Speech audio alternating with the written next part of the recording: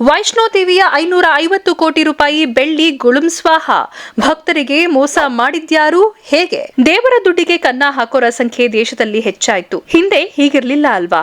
ಎಂಥ ಬಡವ ಕೂಡ ಅದು ಎಷ್ಟೇ ಅಸ್ತಿದ್ರೂ ಕೂಡ ಭಗವಂತನ ಹಣದ ಮೇಲೆ ಕಣ್ಣಾಗ್ತಾ ಇರಲಿಲ್ಲ. ರಸ್ತೆಯಲ್ಲಿ ₹1 ಸಿಕ್ಕಿದ್ರು ಅದನ್ನ ದೇವಸ್ಥಾನ ಹುಡುಕಿಕೊಂಡು ಹೋಗಿ ಹುಂಡಿಗೆ ಹಾಕ್ತಾ ಇದ್ರು. ಆದ್ರೆ ಈಗ ಅದೇ ಹುಂಡಿಯನ್ನ ಲೂಟಿ ಮಾಡೋರು ಹೆಚ್ಚಾಗಿದ್ದಾರೆ. ಹೌದು ತಾನೆ?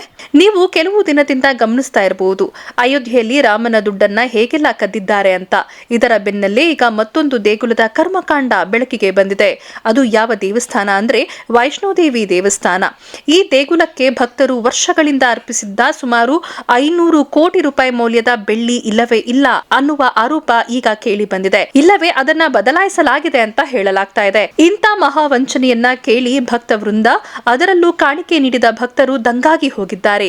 ಸದ್ಯ ಈ ಪ್ರಕರಣ ನ್ಯಾಯಾಲಯದ ಮೆಟ್ಟಿಲೇರಿದೆ. ಅಷ್ಟಕ್ಕೂ ಇಲ್ಲೇನಾಗಿದೆ ಗೊತ್ತಾ? ಕಳೆದ 5-6 ವರ್ಷಗಳಿಂದ ಇಲ್ಲಿಗೆ ಆಗಮಿಸುವ ಭಕ್ತರು ದೇವಿಯ ಹೆಸರಲ್ಲಿ ಸುಮಾರು 200 ಟನ್ ಬೆಳ್ಳಿಯನ್ನ ಕಾಣಿಕೆಯ ರೂಪದಲ್ಲಿ ಅರ್ಪಿಸಿದ್ರು. ಒಮ್ಮೆ ನೀವೇ ಊಹಿಸಿಕೊಳ್ಳಿ, 200 ಟನ್ ಬೆಳ್ಳಿ ಅಂದ್ರೆ ಅದು ಸುಲಭದ ಮಾತಲ್ಲ. ಇತ್ತೀಚೆಗೆ ಈ ಅಪಾರ ಪ್ರಮಾಣದ ಬೆಳ್ಳಿಯನ್ನ ಕರಗಿಸಿ ಶುದ್ಧೀಕರಿಸಲು ಜಮ್ಮು ಮತ್ತು ಕಾಶ್ಮೀರದ ಹೊರಗಿನ ಸರ್ಕಾರಿ ಟಂಕಸಾಲೆಗೆ ಕಳುಹಿಸಲಾಗ್ತಿತ್ತು. ಆದ್ರೆ ಅಲ್ಲಿ ಲೋಹದ ಶುದ್ಧತೆಯನ್ನ ಪರೀಕ್ಷಿಸಿದಾಗ ನಿಜಕ್ಕೂ ಅಧಿಕಾರಿಗಳು ಬೆಚ್ಚಿಬಿದ್ದಿದ್ದಾರೆ. ಕರಗಿಸಿದ ಒಟ್ಟು ಲೋಹದಲ್ಲಿ ಕೇವಲ 5% 6% ಮಾತ್ರ ನಿಜವಾದ ಬೆಳ್ಳಿ ಇರೋದು ಪತ್ತೆಯಾಗಿದೆ. ಈ ವಿಚಾರ ಹೇಳಿದ್ರೆ ನಿಮಗೆ ಶಾಕ್ ಆಗಬಹುದು. ಆ ಬೆಳ್ಳಿಯಲ್ಲಿ ಕಬ್ಬಿಣ, ಕ್ಯಾಡ್ಮಿಯಂ ಮತ್ತು ಇತರೆ ಅಗ್ಗದ ಲೋಹಗಳನ್ನ ಮಿಶ್ರಣ ಮಾಡಲಾಗಿದೆ.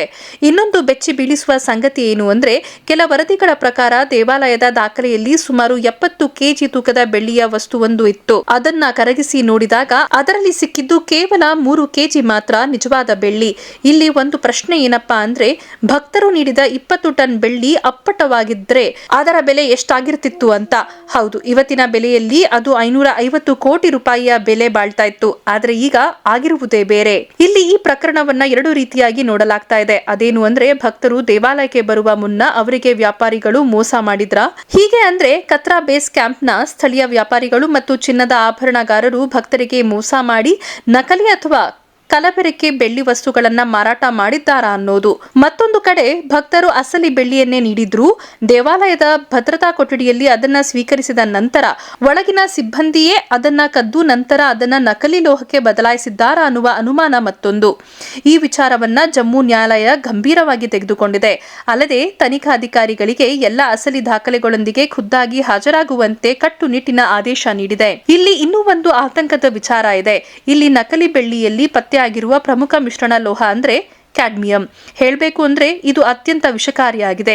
ನಿಮ್ಗೆ ಗೊತ್ತಿರಲಿ, ಇದನ್ನ ಜಾಗತಿಕವಾಗಿ ಕ್ಯಾನ್ಸರ್ ಕಾರಕ ಲೋಹ ಅಂತ ವರ್ಗೀಕರಣ ಮಾಡಲಾಗಿದೆ. ದೇವಾಲಯದ ಕೊಠಡಿಗಳಲ್ಲಿ ಇವುಗಳನ್ನ ನಿರ್ವಹಿಸುವ ಕಾರ್ಮಿಕರು ಮತ್ತು ಟಂಕಸಾಲೆಯಲ್ಲಿ ಇವುಗಳನ್ನ ಕರಗಿಸುವ ಸಿಬ್ಬಂದಿಯ ಆರೋಗ್ಯದ ಮೇಲೆ ಇದು ತೀವ್ರ ದುಷ್ಪರಿಣಾಮ ಬೀರುವ ಆತಂಕವೂ ಇದೆ. ಇನ್ನು ಪ್ರಕರಣ ಬೆಳಕಿಗೆ ಬಂದು ವಿವಾದ ದೊಡ್ಡದಾಗ್ತಾ ಇದ್ದಂತೆ ಜಮ್ಮು ಕಾಶ್ಮೀರದ ಲೆಫ್ಟಿನೆಂಟ್ ಗವರ್ನರ್ ಮನೋಜ್ ಸಿನ್ಹಾ ಅವರು ದೇವಾಲಯ ಮಂಡಳಿಯ ತುರ್ತು ಸಮೀಕ್ಷಾ ಸಭೆ ನಡೆಸಿದ್ದಾರೆ.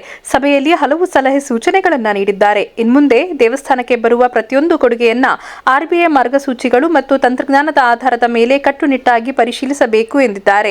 ಹಾಗೆ ದೇಣಿಗೆ ನಿರ್ವಹಣೆಯಲ್ಲಿ ಸಂಪೂರ್ಣ ಪಾರದರ್ಶಕತೆ ತರಬೇಕು ಅಂತ ಅಧಿಕಾರಿಗಳಿಗೆ ಆದೇಶ ಮಾಡಿದ್ದಾರೆ. ಈ ದೇವಸ್ಥಾನದಲ್ಲಿ ಆಗಿರುವ ಬೆಳ್ಳಿ ಅವ್ಯವಹಾರದ ಬಗ್ಗೆ ತನಿಖೆ ನಡೀತಾ ಇದೆ. ಇದರ ನಡುವೆ ಇಲ್ಲಿನ ವಿಶೇಷತೆ ಬಗ್ಗೆ ಒಂದಿಷ್ಟು ಹೇಳಿಬಿಡ್ತೀವಿ ಕೇಳಿ. ಜಮ್ಮು ಕಾಶ್ಮೀರದಲ್ಲಿ ಕಾತ್ರಾ ಪಟ್ಟಣದಲ್ಲಿರೋ ತ್ರಿಕುಟ ಬೆಟ್ಟದ ಮೇಲಿದೆ ಈ ವೈಷ್ಣೋದೇವಿ ದೇವಸ್ಥಾನ. ಹಿಂದೂಗಳ ಪವಿತ್ರ ಕ್ಷೇತ್ರ. ಇಲ್ಲಿಗೆ ಲಕ್ಷಾಂತರ ಜನ ಭೇಟಿ ಕೊಡ್ತಾರೆ. 700 ವರ್ಷಗಳ ಇತಿಹಾಸ ಹೊಂದಿರೋ ಇಲ್ಲಿ ಪ್ರಾಚೀನ ಕಾಲದಲ್ಲಿ ಮಹಾಕಾಳಿ, ಮಹಾಲಕ್ಷ್ಮಿ ಹಾಗೂ ಸರಸ್ವತಿಯ ರೂಪ ತಾಳಿದ ವೈಷ್ಣೋದೇವಿಯು ಧರ್ಮ ರಕ್ಷಿಸಿದವರು ಎಂಬ ನಂಬಿಕೆ ಇದೆ. ಅಲ್ಲದೆ ಮಾತಾ ವೈಷ್ಣೋದೇವಿಯು ದೇವಸ್ಥಾನದ ಮುಂದಿರುವ ಪವಿತ್ರ ಗುಹೆಯಲ್ಲಿ 9 ತಿಂಗಳು ವಿಶ್ರಾಂತಿ ಪಡೆದರು ಅಂತ ಕೂಡ ಹೇಳಲಾಗುತ್ತೆ.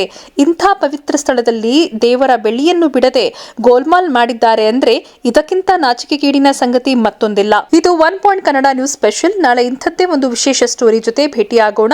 ಅಲ್ಲಿವರೆಗೂ ನಮಸ್ಕಾರ.